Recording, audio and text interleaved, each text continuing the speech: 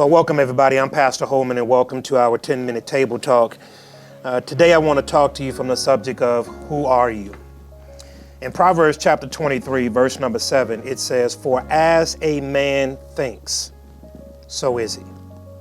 The life that you are living is a culmination of thoughts that are now coming to pass. What do you think about yourself? In Genesis chapter number 3, when God had formed man and given him Eve, he told him to keep and tend the garden. But you know the story in Genesis chapter number 3 that Satan found his way in and beguiled Eve to eat of the forbidden tree. God comes in and asks a very profound question in Genesis chapter 3, verse 10. He says, "Adam, where are you?" And Adam said, "I hid myself because I was naked."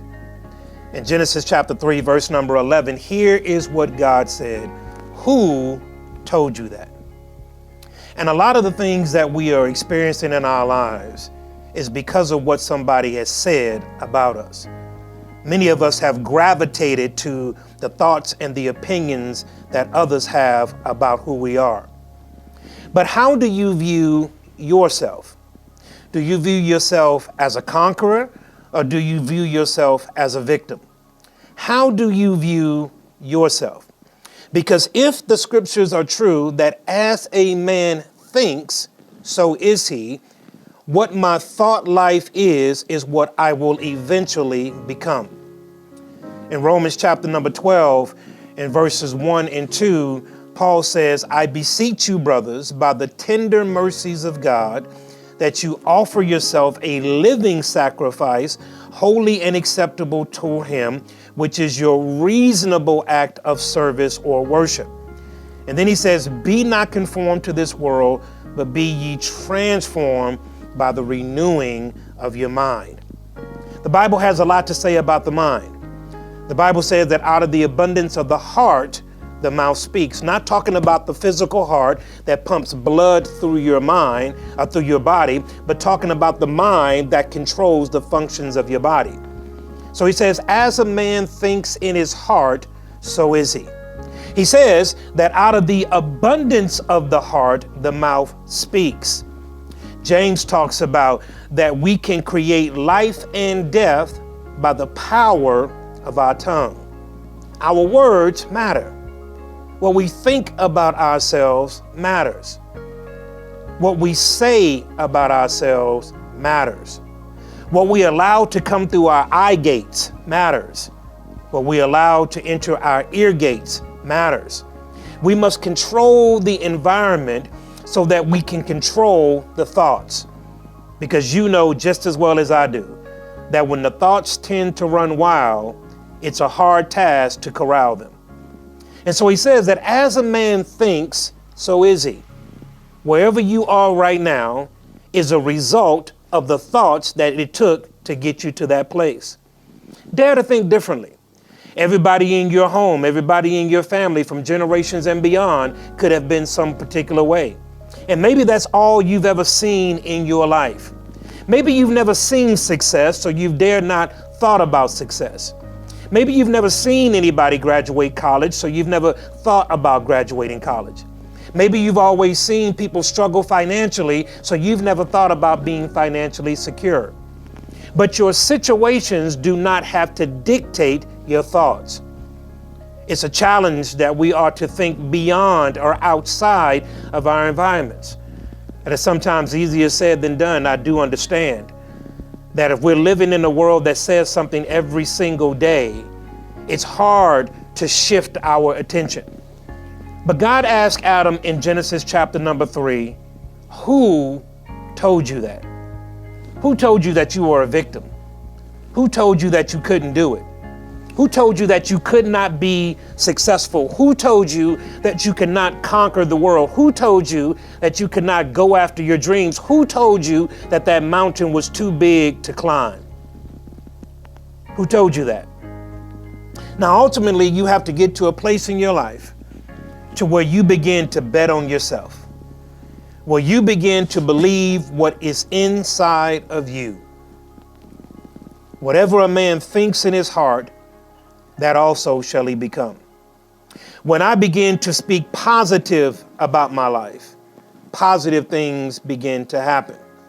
This is not a name it and claim it. This is not a blab and grab it. This is not one of these issues by which we are to say we're going to name and claim it, and whatever the Bible says, we're going to take it and put it where we need. No, that's not what it says. It is saying, however, that we need to be intentional about our thought process, that we need to guard our heart, for out of it flows the issues of life. We need to guard what goes in. We need to guard how we digest certain things, because the old saying is garbage in, garbage out. When God told them, who told you that? He was asking, who has more influence in your life than me? And as you're looking at your life right now, as you're looking at how you view your life, as you're looking at the troubles of your life, as you're looking at the opportunities that may present itself, what do you think about them? Can you change your environment? You can change your environment by changing your thoughts.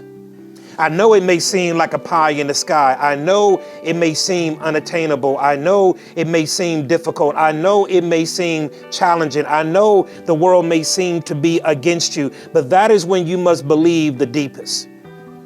That is when you must believe that my past does not dictate my future. I must believe that Jeremiah said that God has a plan for me, Jeremiah 29:11. God has a plan for me that is bigger than anything that I've ever gone through, but I must first conceptualize that success in my mind. I got to be able to see myself successful before success will ever come. I got to be able to see myself as a victor, not a victim.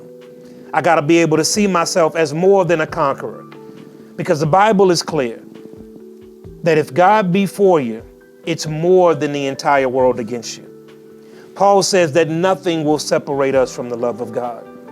Paul says that all things will work together for the good of those who love God and are called according to his purpose. John says that for as many as received him, to them he gave the power to become sons and daughters of God. Get out of your own mental plantation. Get yourself into a new frame of thought.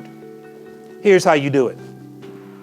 In order to change the thought patterns, you must change the environment. You have to change the way that you think. Maybe that means you can't watch certain things. Maybe that means you can't listen to certain things. Maybe that means you can't go to certain places. Watch this. Maybe that means you can't hang around certain people.